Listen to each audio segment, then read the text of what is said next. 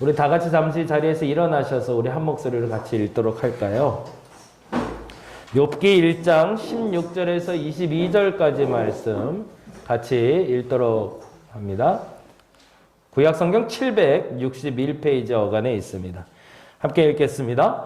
그가 아직 말하는 동안에 또 한 사람이 와서 아뢰되 하나님의 불이 하늘에서 떨어져서 양과 종들을 살라 버렸나이다. 나만 홀로 피하였으므로 주인께 아뢰어 왔나이다. 그가 아직 말하는 동안에 또 한 사람이 와서 아뢰되 갈대아 사람이 새 무리를 지어 갑자기 낙타에게 달려들어 그것을 빼앗으며 칼로 종들을 죽였나이다. 나만 홀로 피하였으므로 주인께 아뢰어 왔나이다. 그가 아직 말하는 동안에 또 한 사람이 와서 아뢰되 주인의 자녀들이 그들의 맏아들의 집에서 음식을 먹으며 포도주를 마시는데 거친 들에서 큰 바람이 와서 집 내 모퉁이를 치매 그 청년들 위에 무너짐으로 그들이 죽었나이다. 나만 홀로 피하였으므로 주인께 아뢰어 왔나이다 한지라. 찢고 머리털을 밀고 땅에 엎드려 예배하며 이르되 내가 모태에서 알몸으로 나왔사온즉 또한 알몸으로 그리로 돌아갈지라. 주신 이도 여호와시오 거두시는 이도 여호와시오니 여호와의 이름이 찬송을 받으실지니이다 하고 이 모든 일에 욥이 범죄하지 아니하고 하나님을 향하여 원망하지 아니하니라. 아멘. 자리에 앉아주시기 바랍니다. 일부 예배 나와주셔서 너무 감사하고요. 앞으로 이제 1부와 2부로 나뉘는 시간은 고정적이지는 않을 거예요, 아직은. 근데 가급적이면 9시 반에 같이 예배 드리고요. 그래서 10시 반 전후로 아마 끝날 것 같아요. 설교가 길면 30분, 짧으면 한 20분 전후가 되니까. 그러면 10시 반 정도가 되는데 요즘은 뭐 다른 친교 모임은 안 되지만 그래도 인사 정도는 나눌 수 있으니까 10시 반에 끝나면 11시 예배 나오시는 분들하고 살짝 겹칠 수 있을 것 같습니다. 그래서 편한 마음으로 함께 인사 나누시고 교제 나누시면 좋겠고요. 아까 광고를 잠깐 못 드렸는데 옥상 계단이 완성이 됐어요. 그래서 한번 끝나시고 잠깐 올라가 보시면 좋겠어요. 너무너무 저는 자랑하고 싶어서 잘 만들었다고 자랑하고 싶어서 그러는데 나중에 거기다 이제 고기 좀 구워 먹을 수 있도록 바베큐 할 수 있도록 하고 천막도 좀 쳐놓고 해서 좀 놀 수 있는 공간을 만들려고 합니다. 그래서 완성이 되면 우리 성도들하고 같이 거기서 고기도 좀 구워 먹고 이야기 나눌 수 있는 시간 되었으면 좋겠는데 지금 정부에서 말하는 건 7월쯤 되면 그런 일이 가능하지 않을까 얘기를 해주네요. 그래서 7월이나 8월부터는 그런 모임들 충분히 가능하지 않을까라는 생각을 기대를 가지고 준비해 보려고 합니다. 이를 위해서 여러분들 기도해 주시고요. 저 공간이 누구만의 공간은 아니고 우리 모두가 쓸 수 있는 공간이니까 편하게 잘 이용할 수 있도록 여러분 기도해 주시면 감사하겠습니다. 오늘을 이기는 법인데 잘못 썼네. 오늘을 이기는 법, 지금 훌륭히 잘하고 있다라는 제목으로 같이 말씀을 나누려고 합니다. 책 제목은 나만 이상한 걸까라는 책이고요. 크리스티나 피셔의 책인데 책의 얘기는 딱 요 두 가지로 결론을 내고 있어요. 정상적인가? 비정상적인가? 여러분 정상적인 게 어디까지일까요? 정상적인 사람은 뭔가요? 비정상적인 사람은 뭐고? 이 질문을 던지게 된 거예요. 어린 날인데 고등학교 때 이제 여자분이신데 여고에서 이렇게 드런드런 애들이 이제 끝나고 나서 쉬는 시간에 얘기들을 하잖아요. 삼삼오오에서 이야기를 하고 놀고 있는 모습을 보면서 자기에게 가장 친한 친구가 와서 그런 얘기를 하더래요. 무슨 얘기를 했냐면 야 너하고 나 빼고 다 이상한 것 같아. 그래. 그런 얘기들 보통 하지 않나요? 야 쟤들 다 이상해. 다 별나. 나하고 너만 정상인 것 같아. 근데 참 감사한 게 그게 농담으로 던진 이야기인지 진담인지는 알 수 없지만 그 이야기, 친구의 이야기를 듣는 순간 이 저자가 고민을 하기 시작한 거예요. 그 고민은 뭐냐면 정상이 뭘까 그러면? 그리고 비정상이 뭘까? 그리고 그것을 연구 과제로 가져와서 스스로 공부할 수 있는 그런 도구로 삼게 됩니다. 정상적인 것, 국제 질병 분류 목록에 따르면 정상이 아닌 것과 심리적인 질환이 있는 것, 그것이 무엇인지 아주 명확하게 설명을 해놨대요. 이거는 통계학적으로는 이 사람까지 들어가는 사람은 정상이다. 요거 아니면 비정상이다라고 아예 규정을 할 수가 있다고 하네요. 그래서 정규 분포 곡선을 그릴 수가 있는데 그 곡선을 이렇게 그래프처럼 둥글게 그릴 수 있나 봐요. 타원형으로. 이렇게 그릴 수 있는데 여기서 플러스 마이너스 1. 근데 그 기준이 68%, 67%가 되거나 69%까지는 정상으로 볼 수 있다는 얘기죠. 그래서 이 그래프에서 68%까지는 정상이고 나머지 32%는 비정상이거나 비정상일 가능성이 있다라고 통계치가 나왔대요. 근데 이 얘기가 굉장히 충격적이었어요. 그러면 예를 들어 100명이 앉아있다면 100명 중에는 32명 정도는 조금 다른 행동을 비정상일 수도 있다라는 가능성이 되는 거죠. 근데 실질적으로 우리가 정상적이다 비정상적이다 이 숫자로 통계를 낼 수는 없지만 이와 같은 경우에 우리는 정상적이다라고 말하는 게 있는데 첫째는요. 공동체 안에서 잘 어울리는 사람들은 정상적이라고 얘기합니다. 이제 다 예배 잘 드립니다라고 얘기할 때 그때는 이렇게 같이 경청할 수 있고 저를 좀 바라볼 수 있고 제가 굳이 나를 바라봐 주세요라고 말하지 않아도 나를 바라보고 있으면 그건 공동체에 잘 어울리고 있는 거죠. 그리고 때때로 아멘도 해주시고 고개도 끄덕여 주시면 이 공동체에 잘 어울리는 겁니다. 근데 공동체가 이렇게 예배를 드리는데 갑자기 앞으로 확 달려 나와서 막 뛰어놀기 시작하고 이러면 그건 조금 좀 아니라고 사람들이 얘기하는 거죠. 일반적으로 우리는 공동체 안에서 사람들이 하는 그대로를 잘 하고 있는 사람들, 그런 사람들을 정상적이라고 얘기한다는 거죠. 공감이 좀 되시나요? 두 번째는 방해되지 않을 때. 조금 뛰어놀아도 괜찮아요. 지금도 윤우가 뭐 그림을 그려도 상관없어요. 왜? 남들에게 방해를 안 주니까. 그러면 우리는 그걸 정상적인 상태라고 얘기를 해왔다는 거죠.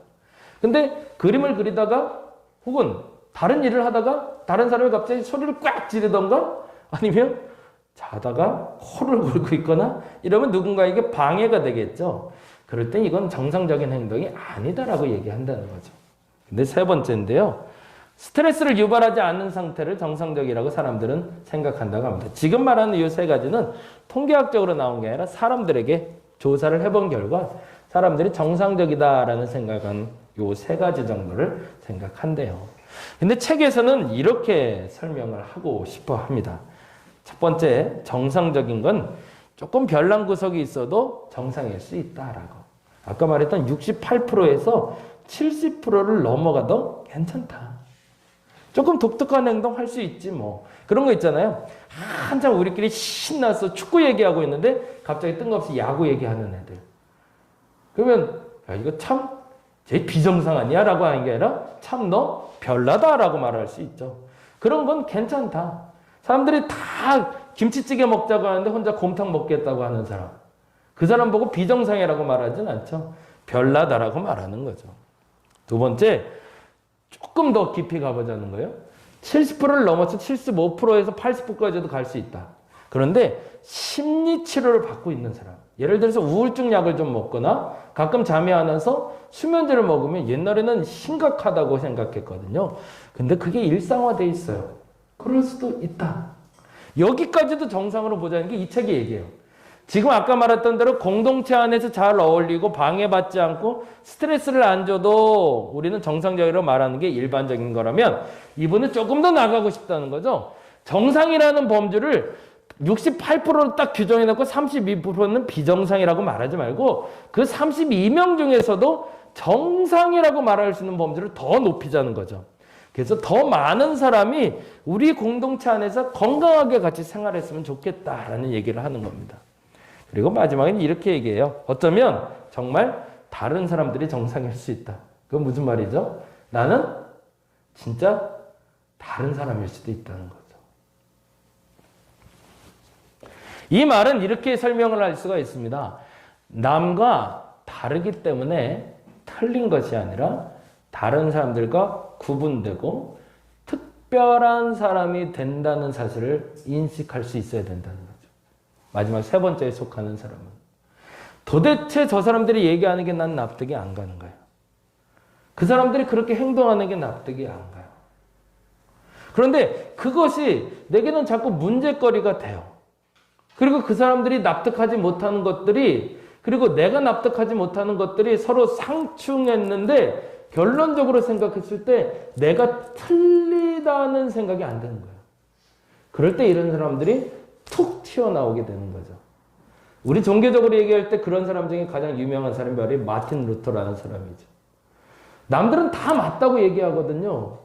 그래서 그렇게 사는 게 맞다고 생각했고 그렇게 믿어왔고 그게 종교의 중심이라고 생각했는데 마틴 루터는 신학교 교수인데도 그리고 수도사인데도 도대체 이들이 믿는 믿음이 잘못된 것 같은 거예요. 그래서 돌출 행동을 하게 되는 거죠. 그래서 비텐베르크 성당에 95개조의 반박문이라고 되어 있지만 95개의 질문을 적어서 이 질문에 답해보자 라고 이야기를 시작한 게 우리가 잘 아는 종교개혁의 시작이 됩니다.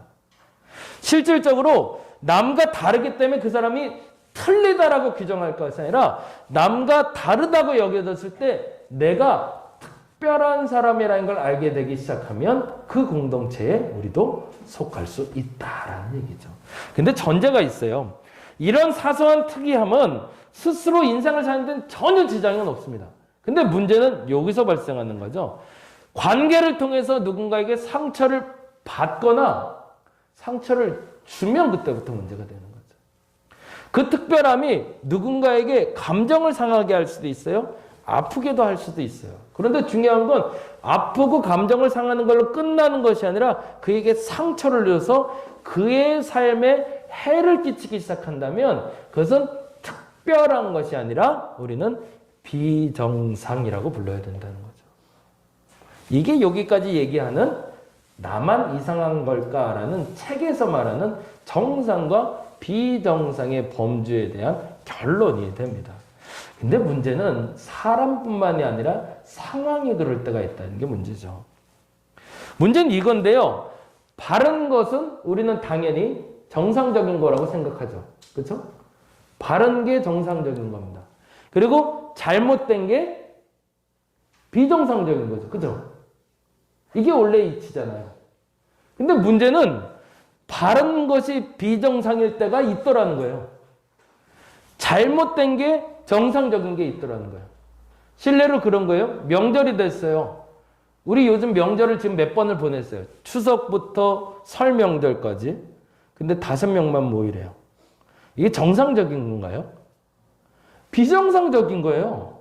왜? 명절에는 가족이 모여서 식사를 하고 예배를 드릴 사람은 예배를 드리고 제사를 모실 사람은 제사를 모셔왔던 게 우리의 지금까지 한 번도 변하지 않았던 불변하는 법칙이었거든요. 너무 비정상인 거예요. 5명이 모이라면 온 가족이 다 모이는 건 불가능해요. 이건 비정상이에요. 근데 이게 바른 거라는 거죠. 올바른 행동이라는 거죠. 이런 사회를 만나게 됐을 때 우리는 어떻게 행동해야 될까? 이 코로나라는 시대가 우리에게 그 질문을 던지게 돼버렸어요. 모든 게 정상적인 건 바른 거라고 생각해왔고 비정상적인 건 틀린 거라고만 생각을 해왔는데 어느 날 뒤돌아서 잠깐 생각해보면서 사람들을 만나다 보니 지금 우리가 하는 비정상적인 이 상황이 옳은 것이라는 것으로 우리의 생각을 바꿔놓고 있더라는 거죠. 그러면 이때 나는 어떻게 판단해야 될까? 그 질문을 던지는 게 바로 욥기의 질문이 됩니다. 말도 안 되는 일이 벌어졌거든요. 한번 읽어볼까요? 17절부터 19절까지만 읽어봅니다.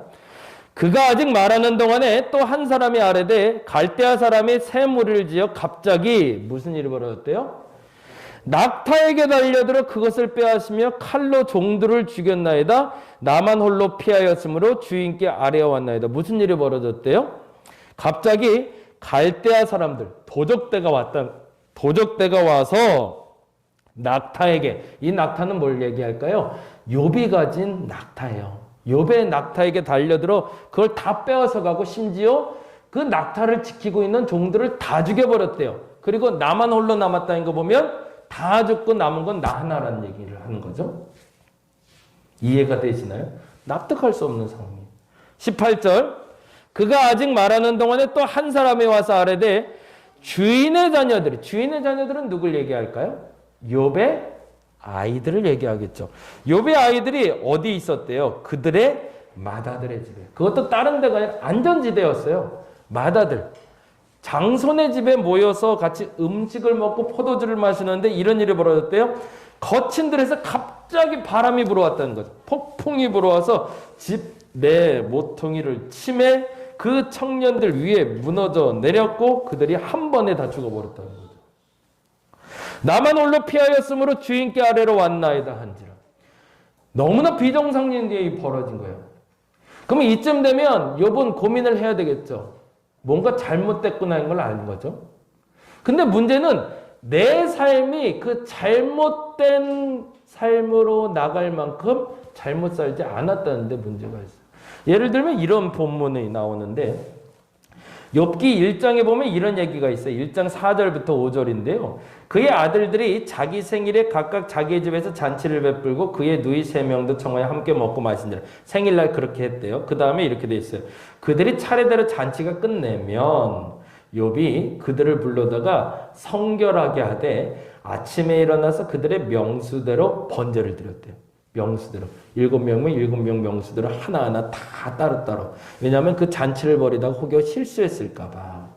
그리고 나서 이렇게 했대요. 이는 욥이 말하기를 혹시 내 아들들이 죄를 범하여 마음으로 하나님을 욕되게 하였을까 함이라.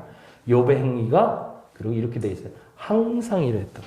변함없이 생일 때마다 이렇게 했다는 거예요. 뭔가 좀 일을 치를 때마다 잘못될 염려가 있으니 그 잘못될 염려를 미리 막고 살아왔다는 거예요. 비정상적이고 비상식적인 일이 벌어졌는데 이 일에 욥의 죄는 없다라는 거죠. 그리고 그들의 죄도 없다라는 거예요. 근데 문제는 내게 일어나는 일은 너무 비정상적인 거죠. 이때 나는 어떻게 판단해야 될까? 욥의 생각엔 그렇게 이 비정상적인 일이 옳다라는 생각이 자꾸 드니까 이 부분에 대해서 우리는 동의해야 됩니다. 첫 번째 한번 읽어볼까요? 하나님은 나와 동의 없이 움직일 수 있다. 우리는 이 부분을 좀 인정해야 돼요. 죄송한 얘기지만 하나님은 나에게 동의를 구하고 움직이는 분은 사실은 아닙니다. 때때로 동의를 구해 주실 때가 있어요. 그리고 미래를 예비해 주실 수도 있습니다. 소돔과 고모라가 멸망할 때 아브라함에게 미리 나타나셔서 내가 저 땅을 멸망하려고 하는데 어떻게 할까? 혹은 이스라엘 백성들에게 재앙을 내리기 전에 선지자들을 보내서 그 선지자들에게 지금 이러한 일들을 저들에게 죄를 물으려고 하는데 내가 너에게 먼저 말해준다라고 미리 하나님과 나와 동의한 후에 하신 적도 있었어요. 근데 하나님은 꼭 그래야 될 필요는 없는 분이라는 거죠. 근데 나의 원망은 어디서 오냐면 왜 나 모르게 당신 혼자 움직여요? 라고 얘기하는 거예요. 그건 뭐죠? 하나님을 나의 밑에 놓는 거죠. 하나님은 나와 상관없이 움직일 수 있는 분이십니다. 그걸 믿으시나요? 죄송하지만 믿으셔야 됩니다. 뭐 내가 믿고 안 믿고에 따라서 움직여지는 건 아니지만 그걸 믿으셔야 그 다음 과정으로 나갈 수 있기 때문에 그렇습니다. 이걸 한마디로 표현하면 뭘까요? 하나님의 주권이죠. 하나님이 나를 지으셨음을 믿으시나요? 네, 하나님이 나를 지으셨습니다. 그리고 나를 지금 만들어 가고 계심도 믿으시나요? 네, 제가 우리 아이에게 옷을 사줄 수 있어요. 제 마음이에요. 제가 그 옷을 받고 안 받고는 나중 문제예요. 옷을 사줄 수도 있고 쟤를 때릴 수도 있어요. 왜? 난 우리 아이의 아버지니까. 칭찬할 수도 있어요. 왜? 나는 저 아이의 아버지니까. 근데 내가 칭찬하기 전에 우리 아이에게 동의를 얻어야 될까요? 화내기 전에 내가 아빠가 지금부터 1시간 동안 화를 낼 테니 네가 이해할 수 있겠니? 라고 말하고 화내야 될까요? 그러지 않아도 돼요. 왜요? 나는 우리 아이를 사랑하는 아버지니까. 그 전제가 깔려 있다면 우리 하나님의 주권을 인정할 수 있습니다. 하나님은 내게 해코지 하려고 나와 상관없이 동의 없이 움직이는 분이 아니라 나에게 더 좋은 것을 주시기 위해 움직이는 분이라는 그 하나님의 주권을 저와 여러분이 우선적으로 인정할 수 있기를 간절히 바랍니다. 욥에게 비상식적인 일이 일어날 수 있을까요? 있다라는 겁니다. 왜? 하나님의 주권이니까. 거기에 자꾸 이유와 원인을 따지지 말라라고 성경은 얘기합니다. 그 얘기를 이렇게 얘기하고 있어요. 1장 6절인데 읽어볼까요? 하루는 하나님의 아들들이 와서 여호와 앞에 섰고 하필이면 사단도 그들 가운데 있었던 게 문제였던 거죠, 사실은. 근데 어떤 질문을 던졌냐가 중요했어요. 이런 질문을 사단이 던졌거든요. 읽어봅니다. 사단이 여호와께 대답하여 이르되 욥이 어찌 뭐라고요? 까닭없이 하나님을 경외하겠냐고. 모든 사람은 이유가 있어요. 하나님 잘 섬기는 건. 하나님은 뭔가 복을 줬겠죠. 뭔가 잘 되게 해줬겠지. 그렇지 않은데 이건 말도 안 되는 일이라고 사단이 얘기했다는 거예요. 근데 이 말을 내 마음속에 품고 있지 않은지 우리 점검해 봐야 돼요. 여러분 까닭 없이 하나님 섬길 수 있으신가요? 아무것도 안 해줘도 하나님 좋다고 말할 수 있나요? 그게 진짜 관계인 거죠. 아버지가 끊임없이 나에게 돈을 벌어다 주고 나에게 무엇을 해줘야 내 아버지인가요? 아니요. 같이 있어도 없어도 내 아버지는 내 아버지인 거죠. 그러자 이런 일이 벌어졌어요. 그러고 나서 아까 있었던 그 일들이 벌어지고 나서 하나님이 아주 당당하게 사단에게 이렇게 얘기하십니다. 같이 읽어볼까요? 내는 누굴까요? 사단을 얘기합니다. 사단이 나를, 여호와를. 사단이 하나님을 충동하여 뭐라고 돼 있죠? 까닭 없이 그를 치게 하였어도 그는 누굴 얘기할까요? 욥을 얘기하겠죠. 거 봐라. 네가 까닭 없이 하나님 잘 믿는다고 그래서 내가 까닭 없이 쳤다는 거예요. 뭐예요? 비상식적인 거죠. 이유가 있었어야죠. 근데 이유 없이 다 쳐버렸다는 거죠. 그렇게 했는데도 뭐라고 돼 있어요? 그가 여전히 자기의 온전함을 굳게 지켰느니라. 이 부분이 참 멋진 거죠. 비상식적인 일은 일어났을 때 우리는 두 가지를 생각해야 돼요. 첫째는 진짜 내 죄 때문인가? 누군가의 잘못 때문인가? 그걸 먼저 찾아야 됩니다. 그건 맞습니다. 그거를 찾지 않고 다음 문제로 나갈 수는 없어요. 누군가 잘못이 반드시 있었을 수도 있어요. 그러면 중요한 건 그것만 해결하면 돼요. 그러면 그 문제는 해결될 수 있습니다. 관계의 문제도 마찬가지예요. 내가 잘못했거나 그가 잘못해서 일어난 일은 그나 내가 바꾸면 돼요. 그러면 바뀔 수 있어요. 근데 문제는 이 사람도 문제가 안 됐고 나도 문제가 안 됐고 상황적으로 그 어떤 것도 문제가 안 될 수 있는 비상식적인 일이 일어났어요. 까닭 없이 일어났단 말이에요. 그때는 우리가 아하라고 인정해야 된다고 합니다. 하나님이 움직이시는구나. 말도 안 되는 일인데 그때 우리 그렇게 말해야 돼요. 하나님이 움직이시는구나. 근데 그 이유가 이 이유 때문에 그렇습니다. 같이 읽어볼까요? 그것은 하나님이 나를 신뢰하기 때문이랍니다. 하나님이 그냥 장난질하고 싶어서 그냥 화가 나서 홧김에 짜증나서 사단에게 경쟁해 보려고 아니요. 유일한 목적은 하나님이 나를 믿고 계시기 때문입니다. 아멘. 1장 8절을 볼까요? 이렇게 되어 있습니다. 여호와께서 사단에게 이르실 때 내가 내 종 욥을 주의하여 보았느냐? 그와 같이 온전하고 정직하며 하나님을 경외하며 악에서 떠난 자가 세상에 없느니라고 얘기하십니다. 하나님 눈에 들었던 사람인 거죠. 그동안 하나님 눈에 벗어나 있던 사람이 아니라 하나님 눈에 들었던 욥을 하나님은 주지하여 보셨고 그에게 믿음이 있다고 말했던 거예요. 제가 이 부분을 어제 어떻게 설명해야 되나 고민을 했는데 그냥 이렇게 말하는 게 좋을 것 같아요. 하나님이 여러분을 믿고 계시다는 것만 여러분이 믿으셨으면 좋겠어요. 하나님이 여러분을 믿고 계세요.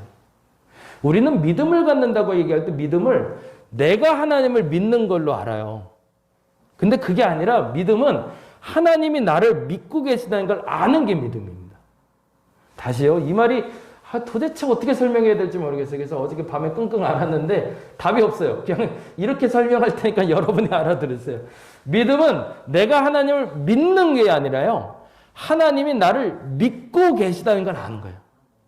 어디까지는 몰라요. 근데 그 범주를 정해놓고 내게 상황을 만드시고 환경을 만드시고 사람을 붙이신다는 거예요. 하나님은 나를 믿으세요. 내가 하나님을 여기까지는 배신하지 않을 거예요.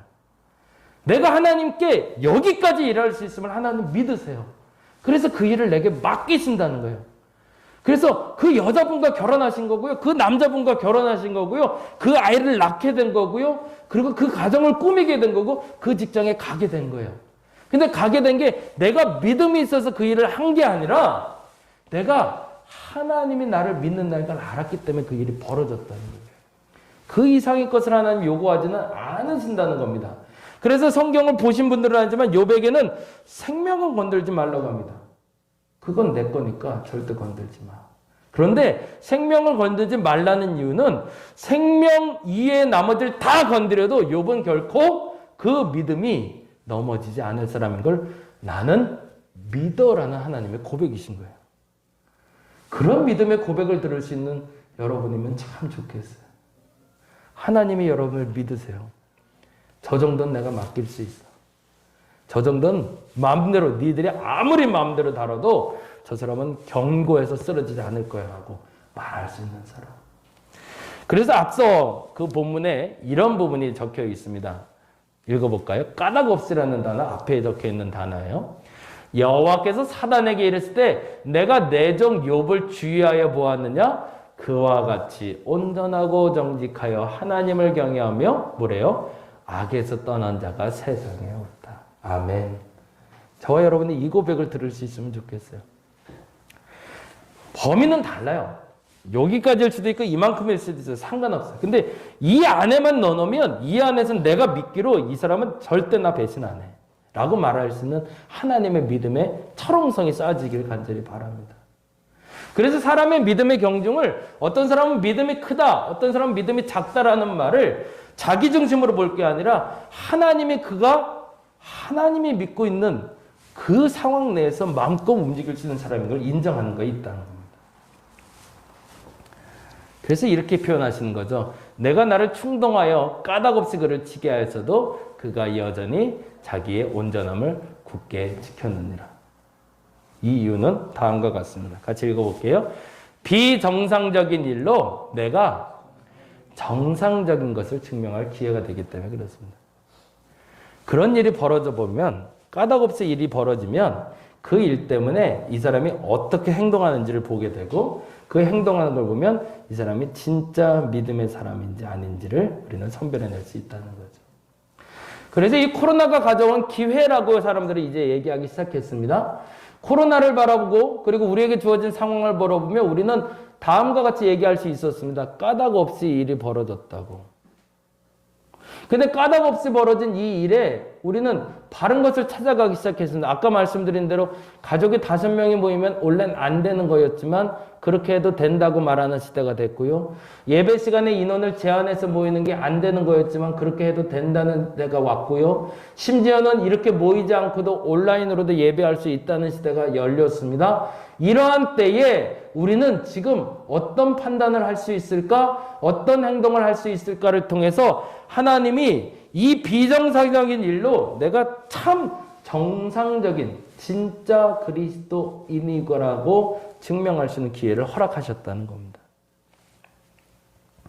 성경은 이렇게 되어 있죠. 읽어볼까요?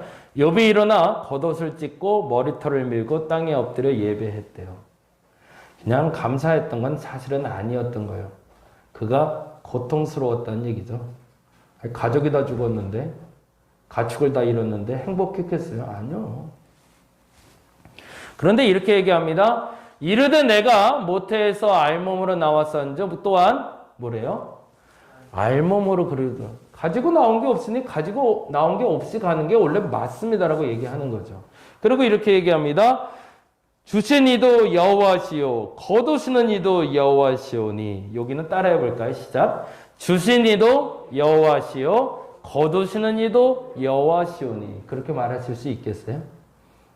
예, 이게 하나님의 주권을 인정하는 거죠. 그 다음에 이렇게 얘기합니다. 같이 읽겠습니다. 시작. 여호와의 이름이 찬송을 받으실지니이다 하고. 아멘. 이 모든 일에 욥이 범죄하지 아니하고 하나님을 향하여 원망하지 아니했다고 되어 있어요. 하고 아파도 하지만 자신에게 주어진 상황을 그대로 받아들이고 이유를 묻지 않고 그냥 그대로 몸으로 받아들이며 하나님을 찬양하는 사람이 진짜다라고 얘기하는 거죠. 이게 쉬울까요? 사실은 쉬운 일은 아닙니다. 그런데 하나님은 욥을 통해서 진짜 믿음이란 이런 것이야 라고 우리에게 알려주는 거죠. 그 진짜 믿음은 뭘까요? 그 이유와 상황이 하나님의 주권 안에 있음을 인정하는 신앙. 내게 벌어지는 모든 일들이 하나님의 주권 안에 있음을 인정하는 신앙. 그래서 이 신앙이 점점 이렇게 확장돼 가는데요. 욥기 잠깐 찾아봅니다. 13장입니다. 13장 15절 16절. 요쯤 되면 약간 피곤하실 때라 성경을 찾으면서 잠을 한번 깨보겠습니다. 욥기 13장 15절 16절. 같이 한번 읽어볼까요? 구약성경 774페이지 어간에 있습니다. 13장 15절 16절 읽겠습니다. 그가 나를 죽이시니. 그는 누굴 얘기할까요? 하나님이죠. 나는 욥이죠. 하나님이 나를 이제 죽이실 것 같대요. 이런 고통 가운데 있어요. 그런데 읽어봅니다. 그가 나를 죽이시니 내가 희망이 없노라. 그러나 이상하죠. 내가 죽을 건데 그러나가 나와요. 그리고 뭐 더 있죠? 그의 앞에서 내 행위를 아뢰라. 죽어서 난 하나님 앞에 아뢰일 거래요. 그리고 나서 16절에 이렇게 되어 있습니다. 경건하지 않은 자는 그 앞에 이르지 못하나니 이것이 나의 구원되리라. 아멘. 죽어도 나는 하나님 앞에 당당할 수 있다는 거예요. 그 죽음을 넘어선 신앙이 만들어진 거죠. 또 하나 찾아볼까요? 19장 25절 26절. 여러분이 점점 더 잘 아는 말씀들을 만나게 될 거예요. 19장 25절 26절.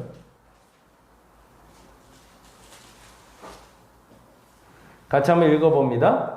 내가 알기에는 나의 대속자가 살아계시니 뭐라고 되어 있어요? 내가 알기에는 그죠? 하나님이 나를 믿는 것을 나는 안 돼요. 하나님이 나를 믿고 있는 걸 나는 알기 때문에 나의 대속자가 살아계셔서 마침내 그가 땅 위에 서실 거래요. 그리고 얘기합니다. 26절 읽어봅니다. 시작. 내 가죽이 벗김을 당한 뒤에도 내가 육체 밖에서 하나님을 보리라.